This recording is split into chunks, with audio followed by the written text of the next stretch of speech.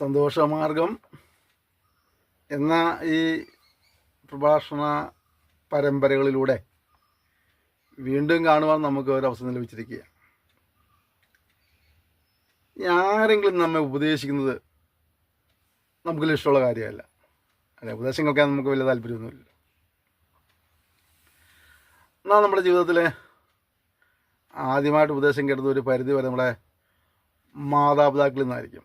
നമ്മുടെ കൊച്ചു പ്രായത്തിലെ അല്ലേ, ഓടരുത്, ചാടരുത്, അത് കത്തി എടുക്കരുത്, അടുപ്പിൻ്റെ അടുത്ത് പോകരുത്, തീ എടുക്കരുത്, അല്ലേ, അങ്ങനെയൊക്കെയുള്ള ഒരുപാട് കാര്യങ്ങൾ. കൈ കഴുകിയിട്ട് ഭക്ഷണം കഴിക്കണം, കുളിക്കണം, പല്ല് തേക്കണം, അങ്ങനെ ചെറിയ ചെറിയ ചെറിയ ഒരുപാട് കാര്യങ്ങൾ അവിടെ നമുക്ക് ഉപദേശങ്ങളായി തന്നിട്ടുണ്ട്. നമ്മൾ അവരിൽ നിന്നാണ് നമ്മൾ പല കാര്യങ്ങളും കേട്ട് പഠിക്കുവാൻ തുടങ്ങിയത്. അല്ലേ, കുറച്ച് കഴിഞ്ഞപ്പോൾ നമ്മൾ വളർച്ചയുടെ പല ഘട്ടങ്ങളിൽ നമ്മൾ കണ്ടുമുട്ടുന്ന മുതിർന്നവരായ ആളുകൾ, നമ്മളുടെ അധ്യാപകർ, ആത്മീയ നേതാക്കൾ, അങ്ങനെയുള്ള പലരുടെയും ഉപദേശങ്ങൾ നമ്മെ നേർവഴിക്കാക്കുവാനായിട്ട് നമുക്ക് ലഭിച്ചിട്ടുണ്ട്. ഇന്നത്തെ കാലത്ത് നിന്നല്ല, എല്ലാ കാലത്തും തന്നെ ഈ മാതാപിതാക്കൾ കുഞ്ഞുങ്ങളെ ഉപദേശിക്കുന്നത് പോലും കുഞ്ഞുങ്ങൾക്ക് ഇഷ്ടമില്ലാത്തൊരു കാലഘട്ടമാണ് ഇന്നത്തെ കാലം. നമുക്കറിയാം, ചിലർ മാതാപിതാക്കളെ നിഷേധിച്ചു പോകുന്ന കുഞ്ഞുങ്ങളും ഇല്ലാതില്ല, അവരെ പരിഹസിക്കുന്ന മക്കളും ഇല്ലാതില്ല. അങ്ങനത്തെ ഒരു കാലഘട്ടം നമ്മൾ ജീവിക്കുന്നത്. ഈ പഴയ ആളുകൾ പറയും മുതിർന്നവരുടെ ഉപദേശം നെല്ലിക്ക് പോലെയാന്ന് പറയാറുണ്ട്. അത് കഴിക്കുമ്പോൾ ചെറിയ ചവർപ്പും പിന്നീട് മധുരവുമാണ്, അല്ലേ.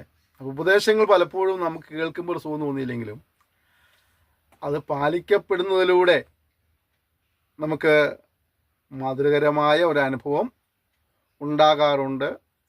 ഉയർച്ചയുടെയും അനുഗ്രഹത്തിൻ്റെയൊക്കെ ഒരു അനുഭവം ലഭിക്കാറുണ്ട് എന്നുള്ളത് വാസ്തവമായ കാര്യമാണ്.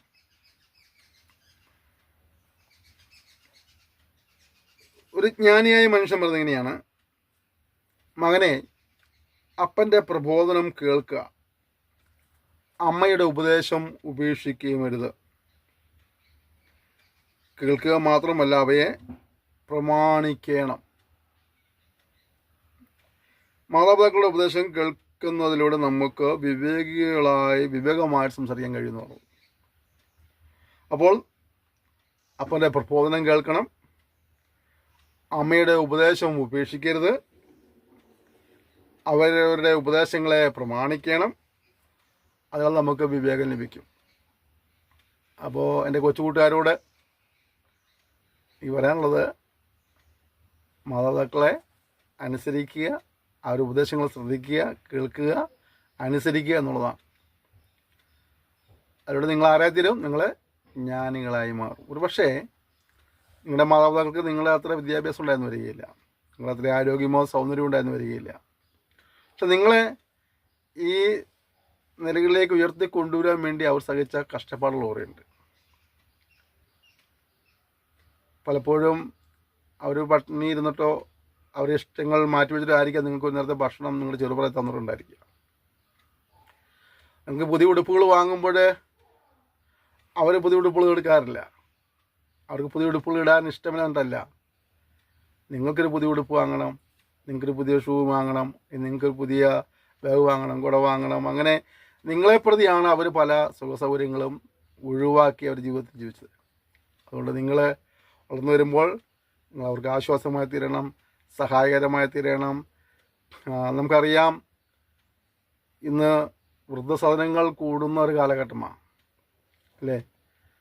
10 മക്കൾ ഉണ്ടായിട്ടുണ്ടെങ്കിൽ ആ മാതാവ് അല്ലെങ്കിൽ പിതാവ് ആ 10 മക്കളെ വളർത്തി കൊണ്ടുവരാറുണ്ട്. പക്ഷേ 10 മക്കളോ 5 മക്കളോ ഉള്ള ഈ മാതാപിതാക്കൾ വാർദ്ധക്യത്തിലാകുമ്പോൾ പലപ്പോഴും എന്ത് ചെയ്യുന്നത്, വൃദ്ധസദനങ്ങളിൽ അവരെ കൊണ്ടുവിടുകയാണ്. വൃദ്ധസദനങ്ങളുടെ എണ്ണം വർദ്ധിക്കുന്നു. അവരുടെ ഉപദേശം കേട്ട് അവരെ അനുസരിച്ച് വളർന്ന് നിങ്ങൾ നന്മകൾ പ്രാപിച്ച് അവരെ നിങ്ങൾ പ്രായമാകുമ്പോൾ, നിങ്ങൾക്ക് പ്രാപ്തിയാകുമ്പോൾ അവരെ ശുശ്രൂഷിപ്പാൻ, സ്നേഹിപ്പാൻ, ബഹുമാനിക്കാൻ കഴിയണം. അതാണ് ഏറ്റവും വലിയ അനുഗ്രഹം. അപ്പം അങ്ങനെ അവരുടെ ഉപദേശം കേട്ട് നല്ല കുഞ്ഞുങ്ങളെ തിരുവാൻ ദൈവം നിങ്ങളെ സഹായിക്കട്ടെ. Thank you. May God bless you.